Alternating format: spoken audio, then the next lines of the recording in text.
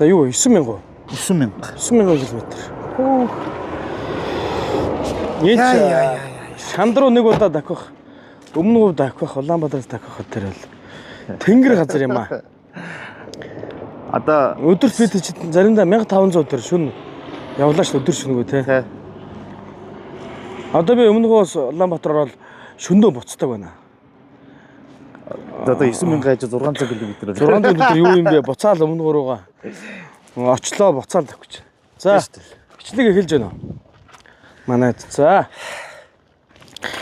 За бид одоо явсаар одоо Оросын холбооны улсаар дамжаад Казахстан, Үзбекистан, Киргиз гэдэг одоо ингээд бид нэг ертөнцийн зүгээр бол урд зүг рүү очих газруудынхаа одоо урд зүг рүү ингээд ирсэн. Хамгийн өмнө цэг дээр нь ирсэн явж байна. Тэгээд бидний Улаанбаатар хотоос бол бид наашаан хөдлөх гэж яг энэ Киргиз улсын одоо энэ Майлуу суу гэж энэ одоо газрыг ирж үзэх гэж энд яг юу болсон бэ гэдгийг бол бүгдээрээ бид бол сошиалоос мэдээлэл авсан байсан.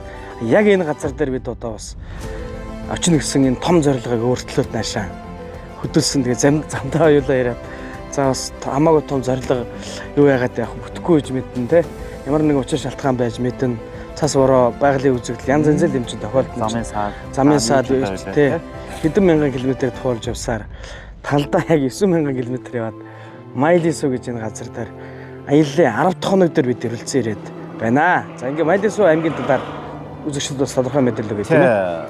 Энэ бол одоо Оросын холбооны зөвлөх холбоот улсын үеийн нөгөө ураны одоо цөмийн технологиг одоо юу гэдгийг мэдээж Америкчууд хийсэн. За тэгээд араас нь бол Орос Америк хөрөг зөвлөх холбоот улсад одоо цөмийн технологид өрсөлдөөн болж за тэдний хамгийн түрүүн одоо юу гэдгийг эхэлж энэ ураны гаргаж авах ажлуудын буюу хамгийн ихний гүн төрлөختөнд бий болгосон энэ гамшигуудын нэг бол одоо яг энэ Казахстан улсад Кыргызстан улс байж байгаа Майлису урхай.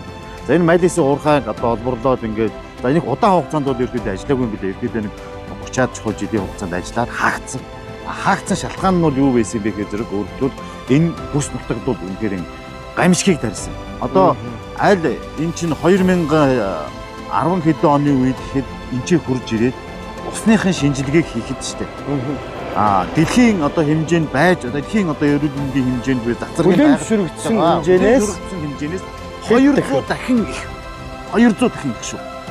Хэмжээнд гарч ирсэн. За тэгээд уран одоо 34 38 гээд одоо нөгөө байгальд маш удаан одоо хэдэн сая жилээр задардаг тэр одоо өндөр хэмжээний тунтай цацрагууд энэ Майлису уурхайн эргэн тойронд нь одоо юу гэдэг асар олон газар бий болж жишээлбэл Майлису уурхайг тойроод 23 газар юу гэхлээр зэргүүл цацрагийн буюу одоо нөгөө уурхайн хаягдал цацраг итвэгт одоо нөгөө орчин үеийг хэлэх юм бол цөмийн хог хаягдал шиг байнгын цацраг ялгаруулж байгаа 23 одоо хог хаягдлын цэгийг үүсгэсэн баг. Тэгээд энэ Майлису тосхон бол өргөлөл энэ байнгын одоо юу гэдгийг аюултай бүс дотор байна гэдгийг бол дэлхийн эрүүл мэндийн байгууллага болон одоо юу гэдгийг энэ олон улсын атом энергийн ч өөрсдөө ирж удаадраа ирж ажилласан юм билээ. Тэгээд энэ үл өргөлөлт үнэхээр аимшигтай зүйл болсон. Тэгэд одоо юу гэдгийг энэ бүс нутгийн хөрс, ус, агаар, хүн, мал бүгдэд яах вэ гэхлээр бүр сүүнд нь хүртэл шинжилгээ хийхэд цацрагийн агуулгыг маш өндөр гарч ирсэн. Малынхаа сүүнд. Тэгээд сүүнд нь цацраг буюу гэхлээр уран өндөр илэрж байна гэдэг чинь тэр малын мах нь юу болсон бол тодорхой. За тэгээд энэ дээр юу болж байгаа нөхөр жишээлбэл одоо нөгөө ер нь энэ хотыг бол одоо нутгийн иргэн зарим талаар бол сохор хот гэж яриад байдаг юм байна. Бол асар хэмжээний хүүхдүүд сохор төрсөн. Уран одоо ургийн гажигтай төрсөн. Одоо Улаанбаатархад бид нар үе болноороо мал гажигтай төрлөө гэж ярьж байсан бол энэ Майлису уурхайн иргэн тойронд бол хүний төрөлтөл үндэм бол гамшиг болсон юм. Аимшигт. За ингээд газар нутгийн цагийн маань эрен сурвалж сэтгүүлцөө Дундад Азийн улсад хийж байгаа эрен сурвалж байгаа сурвалжлага маань үргэлжилсээр байна. За 9000 км. Ёо. Хол юм аа. За хөдлөө. Окей.